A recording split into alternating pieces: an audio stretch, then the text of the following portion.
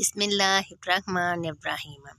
हज़रत अबू सईद खुदरी रज़ी अल्लाह ताला अन्हो से मरवी है कि मुझे मेरी वालदा ने रसूल अल्लाह सल्लल्लाहु अलैहि वसल्लम के पास भेजा। मैं आपके पास आकर बैठ गया। आपने अपना चेहरा अनवर मेरी तरफ फरमाया और गोया हुए, जो शख्स अपने आप को मुस्तगनी ज़ाहिर करे अल्लाह ताला इसे गनी फरमा देता है, और जो शख्स सवाल से परहेज़ करे अल्लाह ताला इसे सवाल से बचा लेता है, और जो शख्स सिर्फ कफ़ायत का तालब हो अल्लाह ताला इससे कफ़ायत फरमाता है, और जो शख्स एक उक़ैया 40 दरहम की मालियत वाली चीज़ के होते हुए मांगे तो गया वो इसरार के साथ मांग रहा है।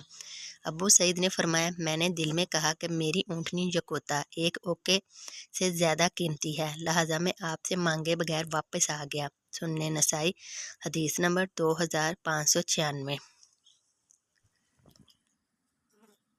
हज़रत अबू हुरैरा रज़ी अल्लाह ताला अन्हो से मरवी है, रसूल अल्लाह सल्लल्लाहु अलैहि वसल्लम ने फरमाया, ज़कात व सदक़ात किसी मालदार शख्स या किसी ताकतवर तंदुरुस्त शख्स के लिए जायज़ नहीं।